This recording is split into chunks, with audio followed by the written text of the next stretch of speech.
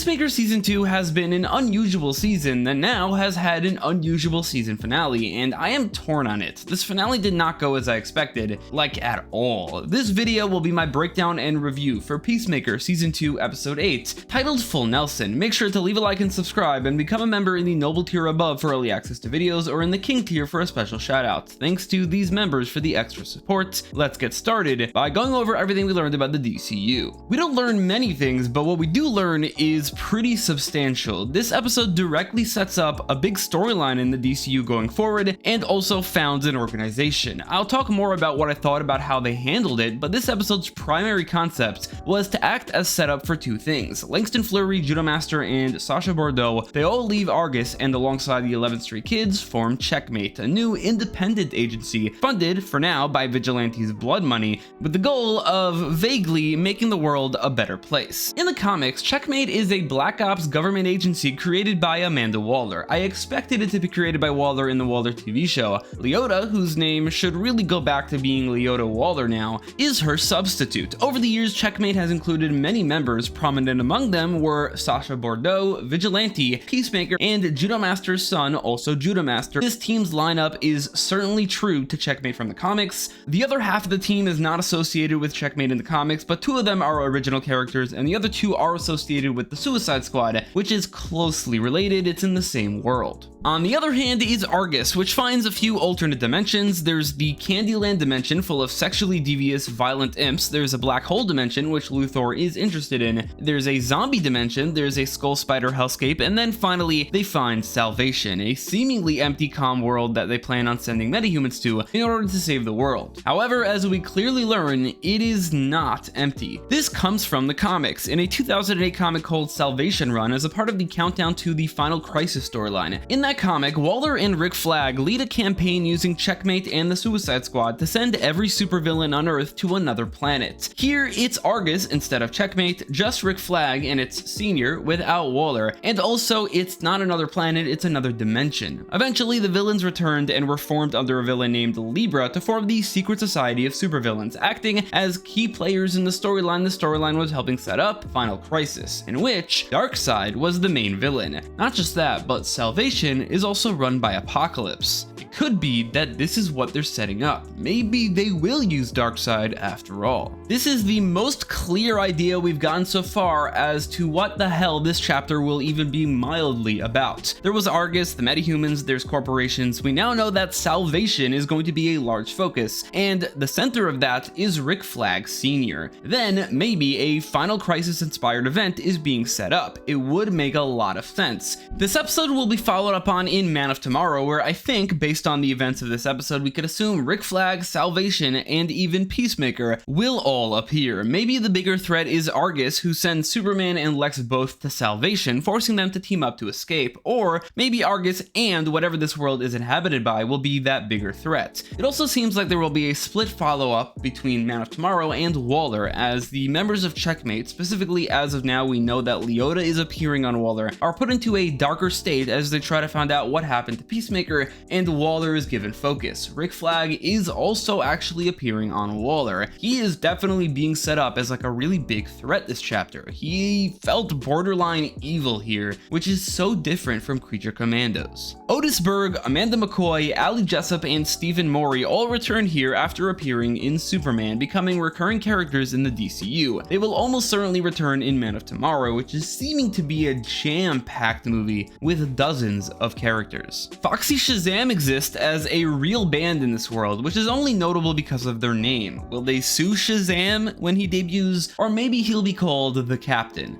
Alright, so all things considered, we learned two big things and not much else. Honestly, a bit less than I expected, as this gets me to the review. This episode was kind of underwhelming, to say the very least. After a season of build-up, a few episodes in a row getting shorter and shorter, and feeling this similar feeling that I felt after watching the second to last episode of Creature Commandos, I don't think the finale is going to pay this off. Even if it is a very long episode, I don't know how they can conclude everything in a satisfying way, while also doing what a finale needs to do, like having exciting moments and pay off everything that needs to be paid off. This episode succeeded in some ways, but also unfortunately did fail in others. From the very start, there's a focus on the day on the boat. Now, I know for a fact many people connected to Chris and Amelia's romance more than me. I got many comments saying so, but for me personally, the romance being the crux of the season, what much of the emotional stakes surrounded, and what the finale dedicated a lot of screen time to, did not work too well. I do think they had good chemistry in this very scene. I think the moment on the boat had beautiful cinematography and visuals, and was sweeter than I thought, which was nice. And I'm not mad at them getting together, I just didn't connect to them as much as I would have wanted to, which is important because of how important it is to this season. Also, I can't help but think, in the moment that they're kissing, this was written and directed by James Gunn. This man wrote and then directed his wife kissing another man. I cannot fathom doing something like that. It's wild. Speaking of Gunn, I get how much he loves music, and I think 99% of the time he is literally the very best writer/director user of licensed music, but I cannot help but feel frustrated in an episode that didn't do things I wish they did, that dedicated like multiple minutes of screen time to concerts from his favorite bands. It's like just music videos and filming these guys playing their songs. Not my jam at all. This was genuinely a frustrating thing to watch. If I wanted to watch Foxy Shazam playing a song, there's plenty of music videos on YouTube. Now you might be asking, okay, well then what did you want to see this episode do that it didn't do? Well, there's a few things. I've said it many times before, but it's wild to me how little Peacemaker wore a costume this season, and especially how little he wore his helmet, especially in comparison to season 1, where I genuinely felt like it was one of the season's biggest strengths that these characters always wore their costumes. It felt more like an actual comic book. I thought, surely,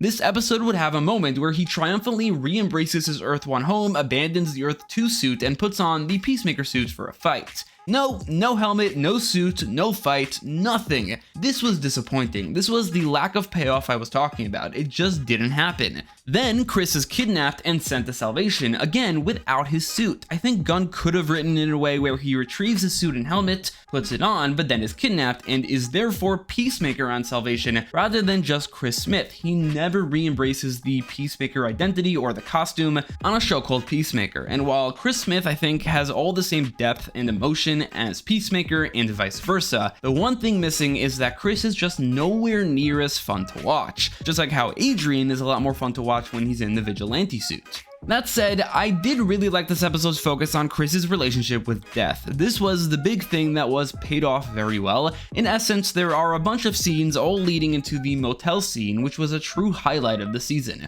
I like the moment of Chris calling himself the Angel of Death, Eagly being depressed is heartbreaking, and Adrian and Adebayo's talk is really funny. Even more heartbreaking though was Leota finally accepting her separation from her wife. The acting here was fantastic from both parties. Kia's actress does a lot with a very little amount of screen time. The writing was great, and generally speaking, it was a genuinely heartbreaking moment that I guess cements Leota as going back to being Leota Waller, right? She must be. It would make no sense for her to still go by Adebayo, except for the fact that her friends call her Ads. Economos trying to distract Happerson is cringy and difficult to watch, but funny, and leads directly to the motel scene. Hell yeah to Adrian being suited up. There was a shift for Vigilante going from never being suited up to always being suited up, and I love it. Peacemaker should have done the same thing, and he also steals the show as per usual, as him tackling and tasing Chris absolutely killed me. Have I mentioned how much I love Vigilante? The motel scene is one of the show's best. It expertly pays off all the surrounded by death themes of the season in a very well written scene where Leota specifically shined. Danielle Brooks' acting here is phenomenal. Her speech, honestly, and if I'm being honest, it made me cry. And this was actually expanded by James Gunn in the Peacemaker podcast. Leota tells Chris that he's big and stupid, but she knows that he loves her and can't say that about anyone else in the world. That was how he felt about his father growing up. It was already emotional and powerful, but that just makes it so much more. This scene did a great job at bringing Chris out of that dark place he was in,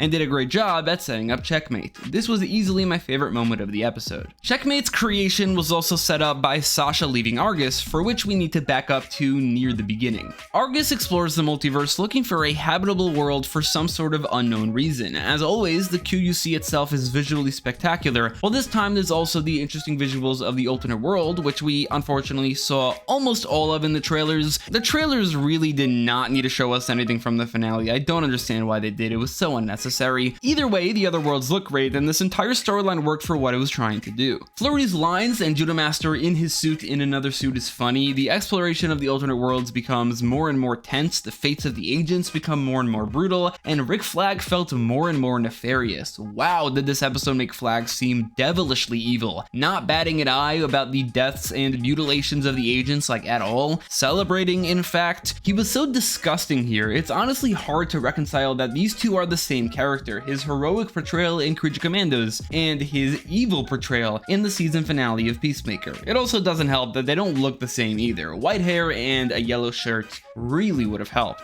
At least a yellow shirt. I don't get why at least that they didn't do. As for Sasha, her turn was swift but understandable. Her seeing Flag's descent into being more and more despicable, culminating in the Salvation reveal, it makes sense that she'd want to leave an organization that would want to get rid of her kind, but also the fact that it was all in a montage made it feel really quick. I don't recall there being any setup at all for Sasha turning on Argus this season. This is a minor complaint though, as I like that she did. Her becoming a member of Checkmate is great. It's easily what I associate her the most with. Maybe they'll be hired by Bruce Wayne and she'll be his bodyguard, like she was in the comics. Alright, so this all leads to the two big universe-changing elements of this episode. First is Salvation. This is a really cool idea for a concept for the overarching plot. I'll have to read the comic, but I gotta say this is certainly different from anything done before. The MCU, the Arrowverse, the DCEU, Gunn is doing something unique. I liked the reveal, I liked how they did it, I liked where this is going. However, the episode, the finale of a season that desperately needed a finale, focusing entirely on setting up other projects in the future rather than telling its own self-contained ending,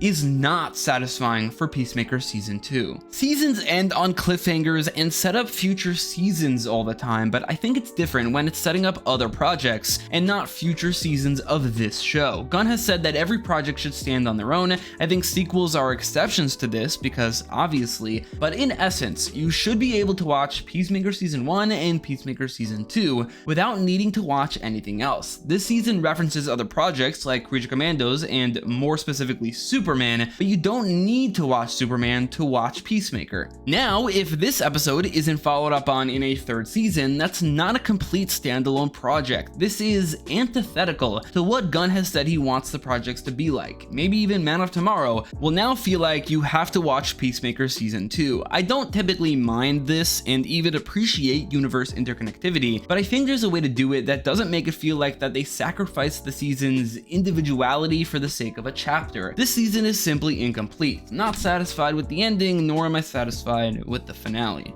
As for Checkmate, I had the exact same thought. I love it, love the lineup, never liked the 11th Street Kids name, so I'm glad that I can now call them Checkmates. Love the concept, looking forward to seeing it in the future, but it's not a plot line that feels worthy of a season finale's focus. It should be the ending of the season finale, but not what the entire season finale leads up to. Finally, the actual ending, and again, it's the same thing. I love this. Super interesting direction and really intriguing as to what this would look like. I think I'm less excited since he doesn't have his suit or helmet, but the concept of Chris surviving the wild is interesting. But again, this is set up and a cliffhanger. What particularly bothers me is that concept that this is the final season of Peacemaker. A cliffhanger is just not how a show should end, even if it is followed up on in a different project. Man, this sucks. After all the hype that I heard from James Gunn saying that Peacemaker Season 2 is like his favorite thing that he's ever made, and that he used the finale specifically to pitch the DCU to David Zaslav, I cannot tell you how ready I was to release a video called something along the lines of the Peacemaker Season 2 finale is the greatest thing I've ever seen. Unfortunately, it just isn't. This is far off from what my expectations were. It fails as a season finale and doesn't complement the rest of the season too well. Some things paid off well, there's some fantastic acting and writing, some top tier comedy, and I am genuinely excited for what it sets up. But as a finale itself, this isn't it. It is the Creature Commandos finale all over again. Gunn is now 1-3 on satisfying season finales. He should really go back to how he tapped into the season finale writing of season 1 and do that next time. This is already the lowest rated episode of Peacemaker on IMDb. I get it, but I think that's only because people put way more weight on finales than not. It's not the worst episode of the season, but it is the most disappointing. 7 out of 10.